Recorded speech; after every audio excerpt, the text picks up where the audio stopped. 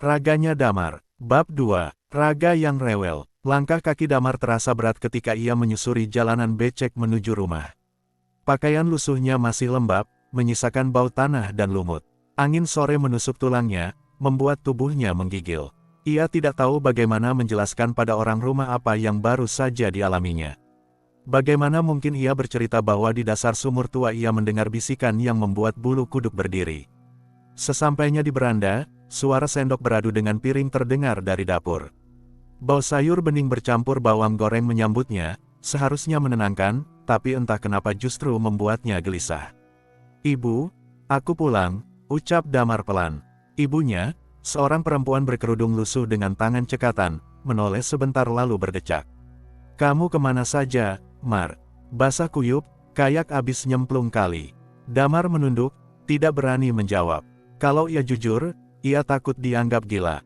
Jadi ia hanya mengangguk, pura-pura kelelahan. "Sudah, ganti baju sana. Nanti masuk angin," kata ibunya lagi. Damar masuk ke kamarnya, ruang kecil dengan dipan bambu, bantal tipis, dan dinding papan yang berlubang di sana-sini. Ia menghempaskan tubuhnya, menatap atap yang menghitam karena asap dapur. Napasnya terengah, hatinya masih berdegup kencang, dan saat itulah suara itu datang. "Dasar tubuh payah, bahkan berjalan saja kau seperti sapi kehabisan tenaga." Damar langsung bangun, matanya melebar. Ia menoleh ke kiri, ke kanan, tapi tak ada siapapun. Suara itu jelas terdengar, berat, serak, penuh amarah, tapi hanya di dalam kepalanya. "Siapa?" seru Damar, memelototi sudut-sudut ruangan. "Bodoh, kau pikir aku makhluk murahan yang bisa terlihat mata? Aku Raga, Raja Kemarahan. Aku adalah api yang dulu membakar kerajaan-kerajaan. Dan sekarang, entah kenapa aku terjebak dalam tubuh remah sepertimu." Damar menutup telinganya dengan kedua tangan. "Tidak, ini mimpi. Aku kecapean." "Iya, kecapean. Mimpi. Kalau ini mimpi, kenapa tubuhmu gemetar begitu? Kenapa jantungmu berdegup seperti genderang perang? Jangan menyangkal, bocah. Aku ada di sini, menempel di tubuhmu, merasuki napasmu. Kau milikku sekarang." Damar meringkuk, menarik lututnya ke dada. Ia mencoba tidak mendengar, tapi suara itu makin jelas. "Kenapa aku?" teriak Damar, hampir menangis. "Kenapa? Karena kau yang tolol tercebur ke sumur itu. Karena tubuhmu yang lemah dipaksa menanggung kehadiranku. Seharusnya aku bangkit dengan tubuh raja atau pendekar agung, tapi yang kudapat malah bocah kurus tak berguna. Hahaha, betapa hina nasibku." Tawa Raga bergema di kepalanya, bukan seperti suara manusia, melainkan seperti gemuruh bara api. Damar menelan ludah. "Kalau kau benar raja, apapun itu, kenapa bisa terkurung di sumur?" Suara itu hening sejenak, lalu berubah menjadi geraman penuh dendam. "Karena pengkhianatan, karena ada yang takut pada kekuatan yang kubawa. Mereka menyegelku, melemparkanku ke dasar kegelapan, mengira aku akan padam. Tapi aku tidak pernah padam. Aku menunggu, berabad-abad, sampai tubuhmu datang sebagai wadah baruku." Nada itu dingin dan panas sekaligus. Damar merinding dari ujung kaki sampai tengkuk. "Aku tidak mau terlibat," bisiknya pelan, seakan takut orang rumah mendengar. "Tidak ada pilihan untukmu. Kau milikku, kau akan jadi pedangku, kau akan jadi kaki tanganku membalaskan dendamku. Dan kalau kau menolak, aku akan membuatmu gila perlahan, sampai kau sendiri yang minta aku ambil alih."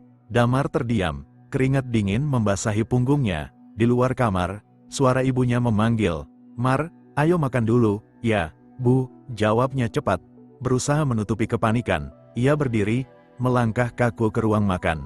Keluarganya sudah duduk melingkar di tikar. Bapaknya dengan wajah letih, adiknya yang cerewet, dan ibunya yang sibuk membagi lauk. "Lama amat, Mar, sini, duduk," ujar bapaknya. Damar duduk, tangannya bergetar saat menyendok nasi. "Hahaha, lihatlah, meja ini penuh makanan remeh. Kalau dulu, aku duduk di singgasana, daging-daging diseret masuk, darah mengalir di bawah kakiku. Kau sungguh menyedihkan, bocah, makanlah, isi tenaga. Kelak kau butuh tenaga untuk menebas leher orang-orang itu." Damar spontan menjatuhkan sendoknya. "Aku tidak mau menebas siapa-siapa." Semua menoleh, ibunya mengernyit. "Kamu bilang apa, Mar?" Damar terdiam, wajahnya merah padam. Tidak, Bu, maksudku." Sendok jatuh. Adiknya cekikikan. Aneh, baru juga duduk sudah ngomong sendiri. Bapaknya hanya menghela napas panjang. Sudahlah, makan saja. Besok kamu bantu aku di ladang. Damar menunduk, berusaha menyuap nasi tanpa menoleh ke siapapun. Tapi suara itu tidak berhenti. Lihat mereka, orang-orang lemah. Mereka akan jadi korban pertama saat aku bebas. Kau seharusnya bersyukur bisa menjadi wadahku. Dengan aku di tubuhmu, kau bisa menjungkir balikan meja ini. Membuat mereka berlutut ketakutan. Diamlah, bisik Damar lirih. Suaranya bergetar. Ibunya menoleh lagi. Apa? Tidak apa-apa, Bu. Malam itu, setelah makan, Damar kembali ke kamarnya. Ia rebah di dipan, tapi matanya tidak bisa terpejam. Suara itu terus berbicara, kadang mengejek, kadang mendesak. Kau harus belajar menyalurkan amarah. Aku akan mengajarimu. Mulai besok, setiap kali ada orang yang meremehkanmu, jangan diam, balas, pukul, teriakan kemarahanmu.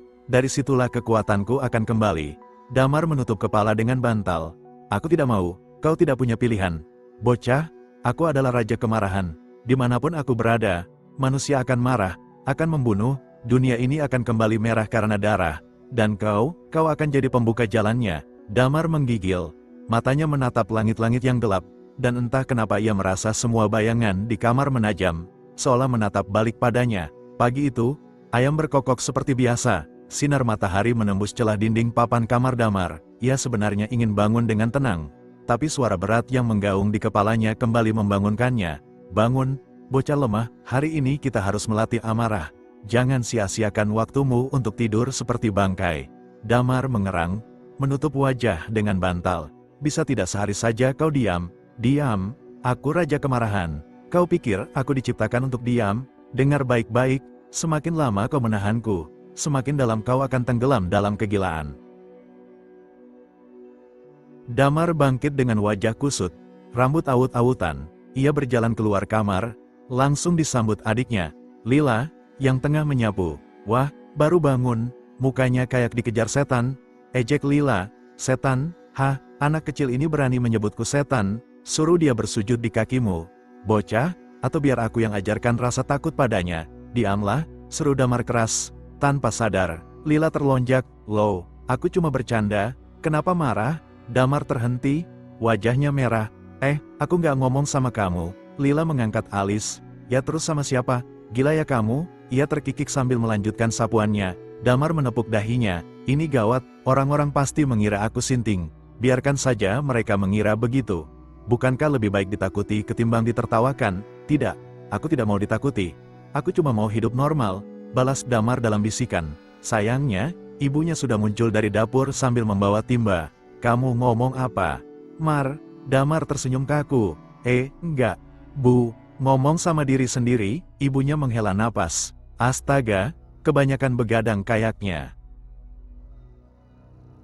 Siang itu, Damar disuruh bapaknya membantu di ladang. Mereka menyiangi rumput dan mencangkul tanah. Damar mencoba fokus, tapi raga tidak pernah berhenti bicara.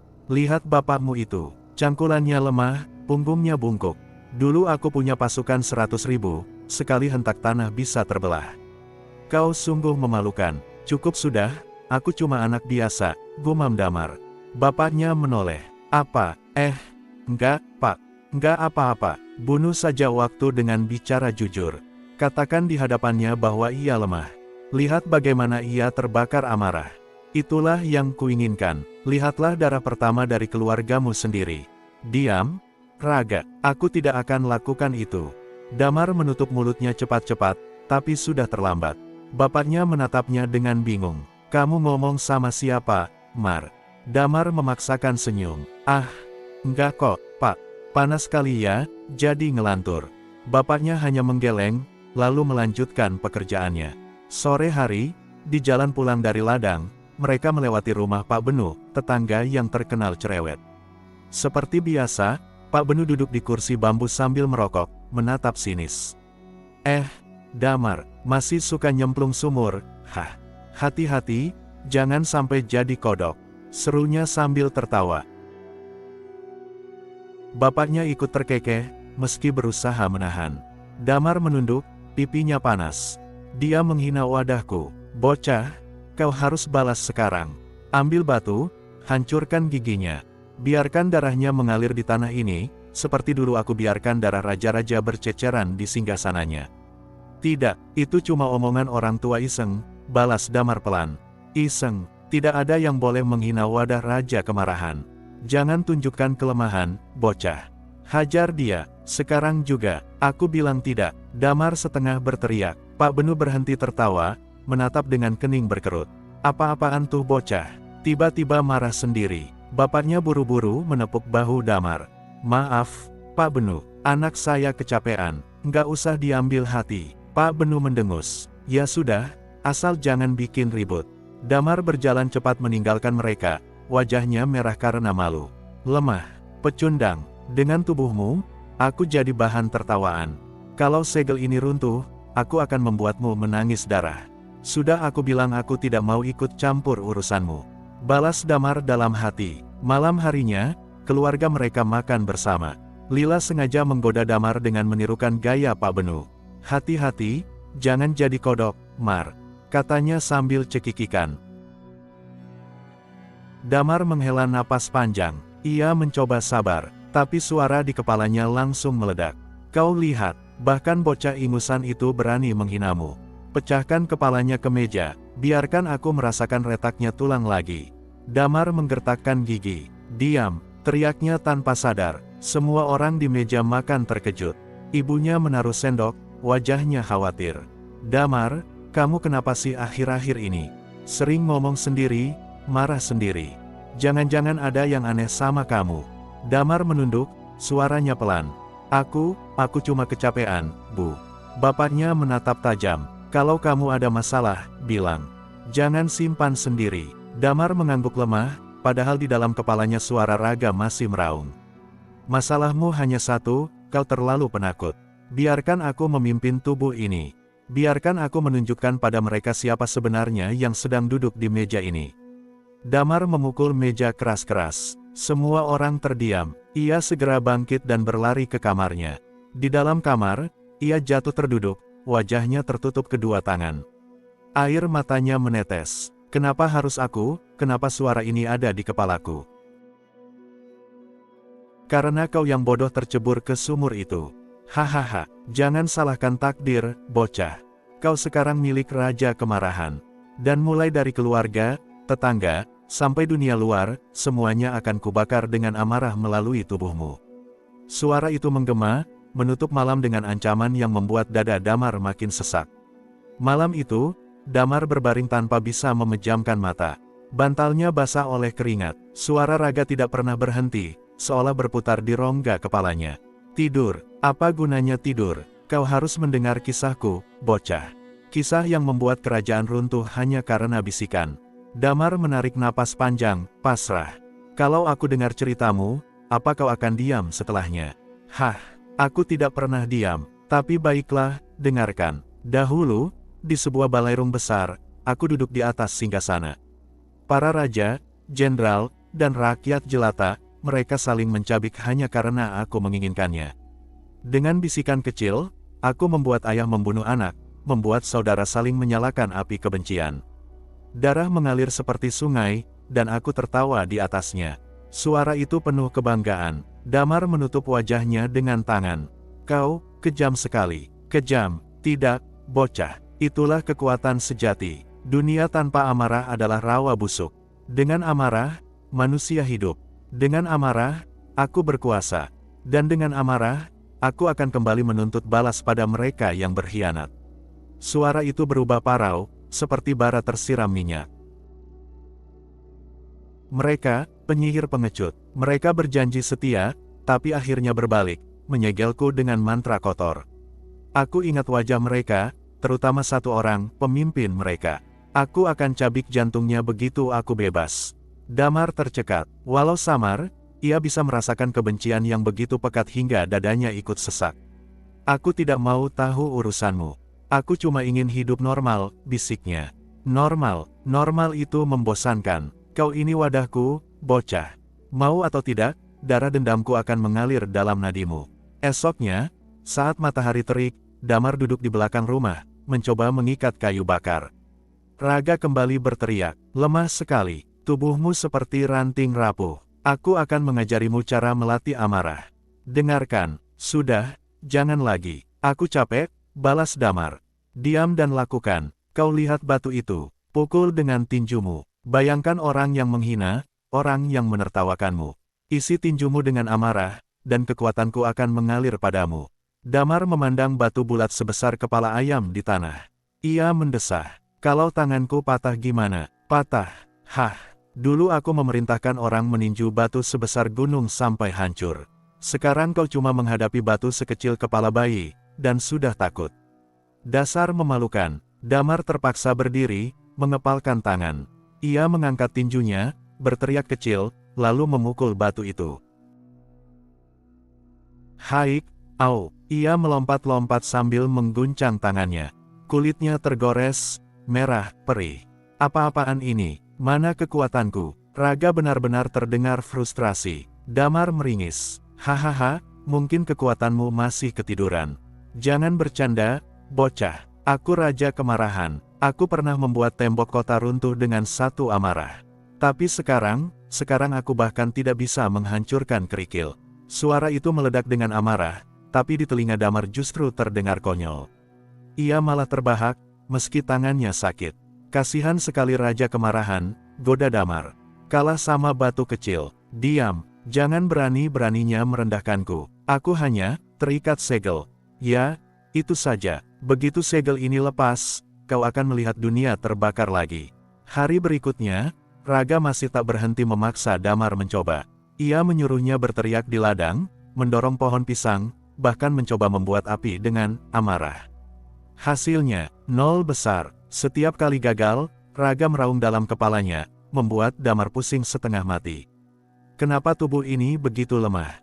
Mereka pasti sengaja mengikatku dengan wadah menyedihkan ini. Sumpah demi darahku, aku akan membalas. Damar hanya bisa menghela napas. Ya, aku percaya. Tapi untuk sekarang, bisakah kau diam 5 menit saja? Tidak, aku tidak diciptakan untuk diam. Kau akan mendengar suaraku sampai akhir hayatmu. Malam itu, saat bulan menggantung di langit, Damar terlelap sebentar. Namun dalam tidurnya, ia bermimpi aneh. Ia berdiri di sebuah balairung gelap, dindingnya berlumur darah, lantainya penuh mayat. Di ujung ruangan, seorang pria berwajah kabur duduk di singgasana, tertawa dengan mata menyala merah. Itu aku, bocah. Lihatlah, itu tahtaku. Itulah dunia yang seharusnya kuciptakan lagi. Dan kau akan jadi kakiku untuk melangkah ke sana. Damar terbangun dengan napas terengah.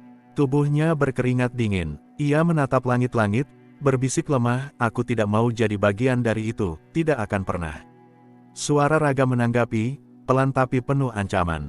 Kau bisa menolak sekarang, tapi semakin lama, kau akan lelah. Semakin lama, amarah akan menguasaimu. Dan ketika saat itu tiba, kau tidak akan sadar kapan tubuhmu sudah menjadi milikku sepenuhnya. Hari-hari berikutnya, Damar terus diganggu dengan bisikan-bisikan itu. Kadang lucu, kadang membuatnya hampir gila.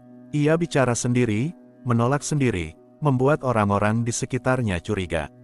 Namun satu hal mulai jelas, Raga bukan sekadar suara. Ia nyata, ia berbahaya, ia penuh dendam. Dan meskipun kini kekuatannya terikat tubuh Damar yang lemah, bayangan tentang apa yang akan terjadi kalau segel itu lepas cukup membuat bulu kuduk berdiri.